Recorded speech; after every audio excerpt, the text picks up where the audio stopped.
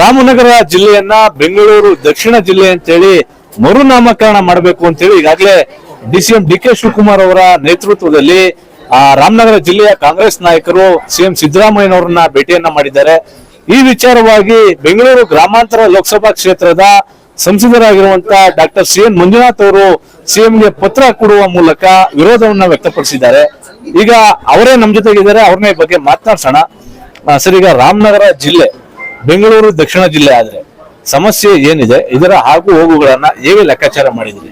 ಅಲ್ಲ, ಮೊದಲನೇದಾಗಿ ಈ ಮರುನಾಮಕರಣದ ಪ್ರಸ್ತಾವನೆ ಅಥವಾ ಚಿಂತನೆ ಏನಿದೆ ಅದೇ ತಪ್ಪು, ಅದು ಸಮಂಜಸವಲ್ಲ. ಯಾಕೆಂದ್ರೆ ಹಿಂದೆ ಕೂಡ 1986ನೇ ಇಸ್ವಿಯಿಂದ 2007ನೇ ಇಸ್ವಿ ತನಕ ಅದು ಬೆಂಗಳೂರು ಜಿಲ್ಲೆಯ ಭಾಗನೇ ಆಗಿತ್ತದು. ನಂತರ ಅದನ್ನ ರಾಮನಗರ ಜಿಲ್ಲೆಯಾಗಿ ಮಾಡ್ತು 2007ನೇ ಇಸ್ವಿನಲ್ಲಿ. ಸೊ ಈಗ ನೀವು ಅದ್ ಮಾಡಿದ್ರೆ ತಿರ್ಗಾ ಹಿಂದಕ್ಕೆ ಹೋಗ್ತಾ ಇದ್ದೀರಿ ನೀವು.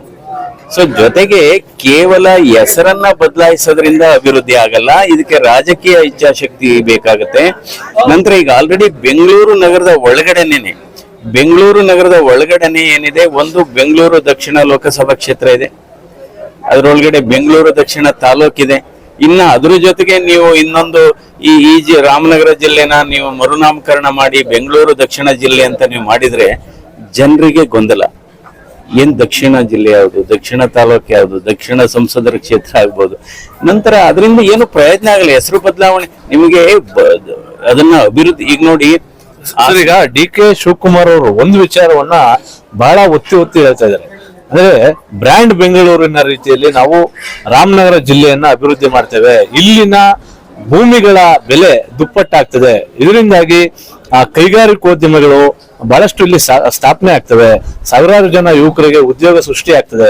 ಈ ನಿಟ್ಟಿನಲ್ಲಿ ನಾವು ಚಿಂತನೆಯನ್ನ ಮಾಡ್ತಾ ಇದ್ದೇವೆ ಅನ್ನುವಂತ ಅಭಿಪ್ರಾಯ ಡಿ ಕೆ ಶಿವಕುಮಾರ್ ಅವರು. ಈಗ ಬೆಂಗಳೂರಲ್ಲೇ ಬ್ರ್ಯಾಂಡ್ ಬೆಂಗಳೂರು ಏನಿದೆ ಅಲ್ಲೇ ಪ್ರಾಬ್ಲಮ್ ಆಗಿದೆ, ಅಲ್ಲೇ ಇವತ್ತು ಮೂಲಭೂತ ಸೌಕರ್ಯಗಳ ಕೊರತೆ ಇದೆ, ಅಲ್ಲಿ ಸರಿಯಾಗಿ ಏರ್ ಪೊಲ್ಯೂಷನ್ ಇದೆ, ತ್ಯಾಜ್ಯ ನಿರ್ವಹಣೆ ಸರಿಯಾಗಿ ಆಗ್ತಿಲ್ಲ, ಎಲ್ಲಾ ಕಾಮಗಾರಿಗಳು ಸ್ಥಗಿತಗೊಂಡಿದೆ. ಇವತ್ತು ಬ್ರ್ಯಾಂಡ್ ಬೆಂಗಳೂರಿಗೆ ಅಲ್ಲೇ ಡ್ಯಾಮೇಜ್ ಆಗ್ತಾ ಇದೆ. ಸೊ ಅದರಿಂದ ಜನರಿಗೆ ಏನಾಗಿದೆ, ಇದು ಕೃಷಿ ಆಧಾರಿತ ರಾಜ್ಯ ಇದು ಅಥವಾ ದೇಶ ನಮ್ದು. ಕೃಷಿ ಜಮೀನು ಹೋದ್ರೆ ತಲತಲಾಂತರಕ್ಕೆ ಅವರ ಜೀವನ ಬದುಕೇ ಹಾಳಾಗುತ್ತೆ. ಅಟ್ಲೀಸ್ಟ್ ಜಮೀನ್ ಇದ್ರೆ ಇವತ್ತು ರೇಷ್ಮೆ ಬೆಳೀತಾ ಇದ್ದಾರೆ, ಇದು ರೇಷ್ಮೆ ನಾಡು, ಇಲ್ಲಿ ರೇಷ್ಮೆ ನಾಡು ಇದೆ. ಆಮೇಲೆ ನಂತರ ಕೃಷಿನೇ ಹಾಳಾಗುತ್ತೆ. ಏನೋ ಒಂದು ಬೆಲೆ ಹೆಚ್ಚಾಯ್ತು ಅನ್ನೋ ಆಸೆಗೆ ಏನಾದ್ರು ಜಮೀನ್ ಮಾರಿದ್ರೆ ನೆಕ್ಸ್ಟ್ ಜನರೇಷನ್, ಅವರ ನೆಕ್ಸ್ಟ್ ಪೀಳಿಗೆ ಏನಿದೆ ಅವರೆಲ್ಲ ಸಫರ್ ಆಗ್ತದೆ. ಈಗ ನೋಡಿ, ಕೆಲವರೆಲ್ಲ ಬೆಂಗಳೂರಲ್ಲಿ ಜಮೀನ್ ಮಾರ್ಕೊಂಡು ಅಲ್ಲಿ ಮಲ್ಟಿನ್ಯಾಷನಲ್ ಕಂಪ್ನಿ ಬಂದಿದೆ, ದುಡ್ಡೆಲ್ಲ ಕಳ್ಕೊಂಡು, ಯಾವುದಕ್ಕೋ ದುಡ್ಡು ಕಳ್ಕೊಂಡು ಆ ಮಲ್ಟಿನ್ಯಾಷನಲ್ ಕಂಪ್ನಿನಲ್ಲೇ ಯಾರು ಜಮೀನ್ದಾರರು ಅವರು ಗಾರ್ಡ್ ಆಗಿ ಕೆಲಸ ಮಾಡ್ತಾ ಇದ್ದಾರೆ. ಅವರು ಅಲ್ಲಿ ಯಾವ್ದೋ ಸಣ್ಣ ಕೆಲ್ಸಕ್ಕೆ ಸೇರ್ಕೊಂಡಿದ್ದಾರೆ, ಯಾರು ಓನರ್ ಆಗಿದ್ದಾರೋ ಇವತ್ತು ಇದಾಗಿದ್ದಾರೆ. ಅದರಿಂದ ಪ್ರಯೋಜನ ಆಗೋದಿಲ್ಲ. ಸರ್, ಈಗ ಇನ್ನೊಂದು ಪ್ರಮುಖವಾಗಿ ಹೇಳ್ತೀನಿ, ಭೂಮಿಯ ಬೆಲೆ ಜಾಸ್ತಿ ಆಗೋದು ಮುಖ್ಯ ಅಲ್ಲ, ಭೂಮಿಯಲ್ಲಿ ಬೆಳೆದ ಬೆಳೆಗೆ ಬೆಲೆ ಜಾಸ್ತಿ ಕೊಡ್ಬೇಕು ಇವರು. ನೀವು ಬೆಳೆಗೆ ಜಾಸ್ತಿ ಕೊಡಿ, ಬೆಲೆ ಕನಿಷ್ಠ ಬೆಂಬಲ ಜಾಸ್ತಿ ಕೊಡಿ, ರೇಷ್ಮೆನೆ ಚೆನ್ನಾಗಿ ನೀವು ಮಾಡರ್ನೈಸ್ ಮಾಡಿ ಅಭಿವೃದ್ಧಿ ಮಾಡಿ, ಅಥವಾ ನೀವು ಹಾರ್ಟಿಕಲ್ಚರ್ ಅಭಿವೃದ್ಧಿ ಮಾಡಿ.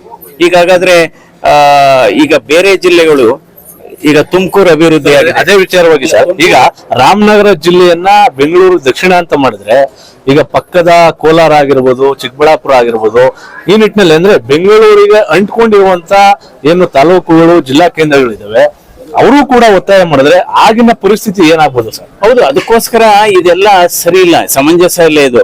ಇನ್ ಮುಂದೆ ಒಂದ್ ದಿವಸ ತಾವೇ ಹೇಳಿದಾಗೆ ಈಗ ಕೋಲಾರ ಅದು ಬೆಂಗಳೂರು ಪೂರ್ವ ಜಿಲ್ಲೆ ಅಂತ ಮಾಡಕ್ಕಾಗತ್ತೆ? ಅವಾಗ ಬರೀ ಹೆಸರು ಹೇಳೋದ್ರಿಂದ, ಹೆಸರು ಬದಲಾವಣೆ ಮರುನಾಮಕರಣ ಮಾಡೋದ್ರಿಂದ ಅಭಿವೃದ್ಧಿ ಅಂತೂ ಆಗೋದಿಲ್ಲ. ಇದು ಇಲ್ಲೇನೆ ಸ್ಥಳೀಯವಾಗಿ ಏನು ಅಭಿವೃದ್ಧಿ ಮಾಡ್ಲಿಕ್ಕಾಗುತ್ತೆ ಅದು ಮಾಡ್ಬೇಕಾಗತ್ತೆ. ಹಾಗಾದ್ರೆ ಇಡೀ ರಾಜ್ಯನೇ ಬೆಂಗಳೂರು ರಾಜ್ಯ ಅಂತ ಮಾಡಕ್ಕಾಗತ್ತಾ? ಸೊ ಅದೆಲ್ಲ. ಈಗ ತುಮಕೂರು ಅಭಿವೃದ್ಧಿ ಆಗಿಲ್ವಾ? ಹುಬ್ಳಿ ಧಾರವಾಡ ಅಭಿವೃದ್ಧಿ ಆಗಿಲ್ವಾ? ಮಂಗಳೂರು ಅಭಿವೃದ್ಧಿ ಆಗಿ, ರಾಮನಗರನೇ ತಗೊಳ್ಳಿ, ರಾಮನಗರ ಜಿಲ್ಲೆನೇ 2 ಜಿಲ್ಲೆ ಆದ್ಮೇಲೆ ಅಲ್ಲಿ ಏನಾಯ್ತು, ಒಂದು ಲಾ ಕಾಲೇಜ್ ಬಂತು, ಒಂದು ಇಂಜಿನಿಯರಿಂಗ್ ಕಾಲೇಜ್ ಬಂತು, ಅದು ಡಿಗ್ರಿ ಕಾಲೇಜ್ಗಳೆಲ್ಲ ಬಂದ್ವು. ಸೊ ಹೀಗಾಗಿ ನಾವು ಆ ರೀತಿ ಪರಿಕಲ್ಪನೆ ತಪ್ಪು ಅಂತ ನನ್ನ ಭಾವನೆ. ಸರ್, ಈಗ ಮತ್ತೊಂದು ಸರ್, ರಾಮನಗರ ಜಿಲ್ಲೆಯ ಹೆಸರಿನ ವಿಚಾರವಾಗಿ ಇದೊಂದು ರೀತಿ ರಾಜಕೀಯವಾಗ್ಲೂ ಕೂಡ ಗುದ್ದಾಟ ಪ್ರಾರಂಭ ಆಗಿರುವಂತದ್ದು. ಅಂದ್ರೆ ಕುಮಾರಸ್ವಾಮಿ ಅವರು ರಾಮನಗರ ಮಾಡಿದ್ರು, ಈಗ ಡಿ ಕೆ ಶಿವಕುಮಾರ್ ಅವರು ಎಂಟ್ರಿ ಆಗಿದ್ದಾರೆ ಬೆಂಗಳೂರು ದಕ್ಷಿಣ ಅಂತೇಳಿ. ಇದು ಒಂದು ರೀತಿ ರಾಜಕೀಯ ತಂತ್ರಗಾರಿಕೆಗಳು, ಗುದ್ದಾಟಗಳು ಈ ಜಿಲ್ಲೆಯ ಹೆಸರಲ್ಲೂ ಕೂಡ ನಡೀತಾ ಇದೆ ಸರ್. ಅಲ್ಲ, ಇದು ಆ ಗುದ್ದಾಟ ಆಗ್ಲೇಬಾರದು. ಫಸ್ಟ್ ಆಫ್ ಆಲ್ ಈಗ ಇದನ್ನ ಪ್ರಾರಂಭ ಮಾಡಿರೋರು ಯಾರು? ಕಾಂಗ್ರೆಸ್ ಅವರು ಮಾಡಿದ್ದಾರೆ ಈಗ. ಸೊ ಅದು ಅವಶ್ಯಕತೆನೇ ಇಲ್ಲ. ಅದು ಬಿಟ್ಬಿಟ್ಟು ನಾವು ಡೆವಲಪ್ಮೆಂಟ್, ಈಗ ಆಸ್ಪತ್ರೆಗಳನ್ನ ನೀವು ಮೇಲ್ದರ್ಜೆಗೆ ಇಳಿಸಿ, ಆಸ್ಪತ್ರೆಗಳಿಗೆ ವೈದ್ಯರಿಲ್ಲ, ಸುಮಾರು ಕಡೆ ಅದೇ ಕಂಪ್ಲೇಂಟ್, ಓದ್ ಕಡೆ ಎಲ್ಲ ಅದೇ ಕಂಪ್ಲೇಂಟು. ನಂತರ ಶಾಲೆಗಳಿಗೆ ಹೋಗಿ ಅಲ್ಲಿ ಶಿಕ್ಷಕರಿಲ್ಲ ಅಂತಾರೆ. ಸೊ ಯೂನಿವರ್ಸಿಟಿಗಳಿಗೆ ಹೋಗಿ ಅಲ್ಲಿ ಪ್ರಾಧ್ಯಾಪಕರಿಲ್ಲ. ಸುಮಾರು 60,000 ಶಿಕ್ಷಕರ ಹುದ್ದೆ ಖಾಲಿ ಬಿದ್ದಿದ್ದಾವೆ. ನಂತರ ಸುಮಾರು 2.5 ಲಕ್ಷ ಹುದ್ದೆಗಳು ಖಾಲಿ ಬಿದ್ದಿದ್ದಾವೆ. ಸೊ ಅದನ್ನ ಇದ್ ಮಾಡಿ ನೀವು ಮೂಲಭೂತ ಸೌಕರ್ಯಗಳನ್ನೇ ಕೊಡ್ದೇನೆ ಸುಮ್ಮನೆ ಯಾವುದೋ ಒಂದು ಆಕಾಶನೇ ತೋರಿಸ್ತಾ ಹೋದ್ರೆ ಏನು ಪ್ರಯೋಜನ ಇಲ್ಲ. ಹಾಗಾಗಿ ಇವತ್ತು ಬೆಂಗಳೂರೇ ಕೂಡ ಇವತ್ತು ಏನಾಗಿದೆ, ಏರ್ ಪೊಲ್ಯೂಷನ್ ಆಗಿದೆ. ಇವತ್ತು ಅಲ್ಲಿ ಬೆಂಗಳೂರಲ್ಲಿ ವಾಸ ಮಾಡೋರಿಗೆ ಎಷ್ಟು ಸಮಸ್ಯೆಗಳಾಗಿದೆ.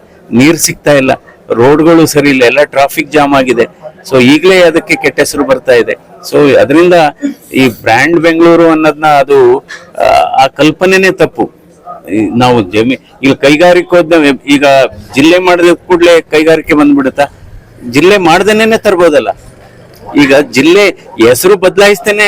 ಈಗ ಏನ್ ಮಾಡ್ಬೇಕು ಅನ್ಕೊಂಡಿದ್ದೀರಾ, ಹೆಸರು ಬದಲಾಯಿಸ್ತಲೇ ಅದು ತಗೊಂಬನ್ನಿ, ಅದನ್ನ ಸ್ಯಾಟಲೈಟ್ ಸೆಂಟರ್ ಅಂತ ಕರಿಬೋದಲ್ಲ.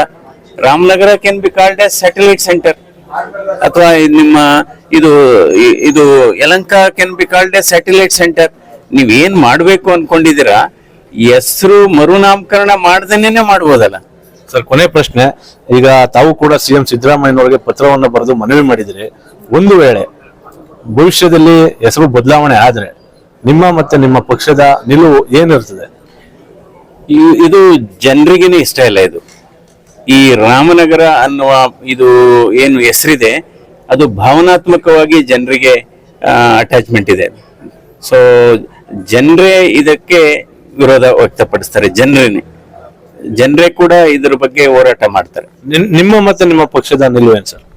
ನಾವು ಸ್ಪಷ್ಟನೆ ಹೇಳಿದ್ದೀವಲ್ಲ, ಸ್ಪಷ್ಟನೆ ಕೊಟ್ಟಿದ್ದೀವಿ, ಇದು ಮಾಡಬಾರ್ದು ಅಂತ. ಸೊ ಇದರಿಂದ ಏನು ಪ್ರಯೋಜನ ಆಗೋದಿಲ್ಲ. ಈಗ ಒಬ್ಬ ಮನುಷ್ಯ ಇರ್ತಾನೆ, ಅವನ ಹೆಸರು ಬದಲಾಯಿಸ್ಬಿಟ್ರೆ ಅವನ ವ್ಯಕ್ತಿತ್ವ ಅಥವಾ ಅವನ ಗುಣಗಳು ಬದಲಾವಣೆ ಆಗ್ಬಿಡುತ್ತಾ? ಆಗೋದಿಲ್ಲ. ಇದಿಷ್ಟು ಡಾಕ್ಟರ್ CN ಮಂಜುನಾಥ್ ಅವರ ಮಾತು. AT Venkatesh, Prabhu news 18, Ramanagara. ಕನ್ನಡಿಗರ ನೆಚ್ಚಿನ ನ್ಯೂಸ್ 18 ಕನ್ನಡ ಈಗ ವಾಟ್ಸ್ಆಪ್ನಲ್ಲೂ ಲಭ್ಯ. ಕರ್ನಾಟಕ, ದೇಶ ವಿದೇಶಗಳ 360 ಡಿಗ್ರಿ ಸುದ್ದಿಯ ವಿವರಗಳನ್ನ ನಿಮ್ಮ ಕೈ ಬೆಳುಗಳಲ್ಲೇ ಪಡಿಲಿಕ್ಕೆ ಈ QR ಕೋಡ್ ಅನ್ನ ಸ್ಕ್ಯಾನ್ ಮಾಡಿ, ನಮ್ಮ ಚಾನಲ್ ಫಾಲೋ ಮಾಡಿ, ನೋಟಿಫಿಕೇಶನ್ ಆನ್ ಮಾಡಿ.